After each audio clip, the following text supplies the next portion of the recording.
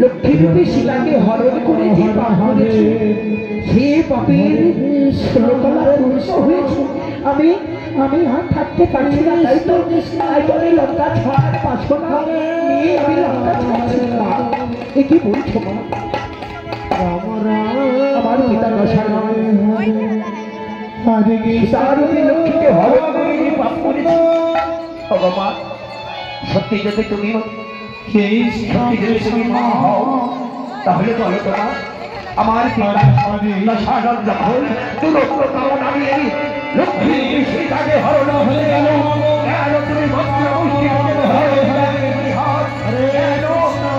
সীতাকে হরণ করার সঙ্গে সঙ্গে তুমি সীতার মধ্যে প্রকাশিত হওনি?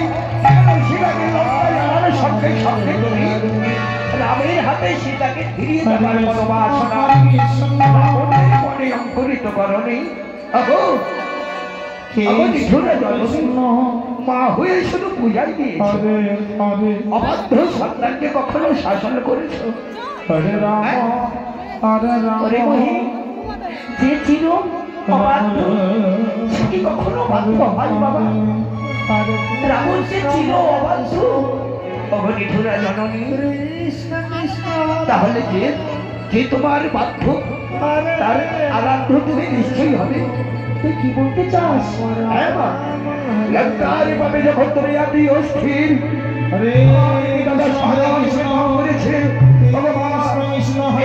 রাবণের জীবন পূর্ণ, আমি যদি জীবনে কোনো পূর্ণ করে থাকি আমার জন্মদাতা পিতা রাবণের কোনো পুণ্য দিয়ে রাবণের পাপ সাক্ষাৎ হবে না। বুঝতে পেরেছি, আর আমাকে বুঝিয়ে বলতে হবে না। লঙ্কা পরিত্যাগ করার যখন বাসনা তোমার হয়েছে, নিশ্চয়ই তুমি লঙ্কা ছেড়ে চলে যাবে। তাই তো তুমি আজ এই গভীর নিশীথে লঙ্কা পরিত্যাগ করছো। ভগবান, আমি যে রাক্ষস হলো, আমি যে রাবণের সন্তান, লঙ্কা ছেড়ে রাক্ষস কুল ছেড়ে তুমি চলে যাও, আমি যে তোমায় যেতে দেবো না। ভগবান, লঙ্কার ভাবে যখন তুমি অস্থির, তাহলে চলো তোমাকে নিয়ে যাবো পাতালে, সন্ধ্যা জলে পূজা করে দেবী ঘাটে আহ্বান করবো তোমায়। লঙ্কায় তোমার থাকতে হবে না, তবু আমি তোমাকে রাক্ষস কুল ছেড়ে যেতে দেবো না।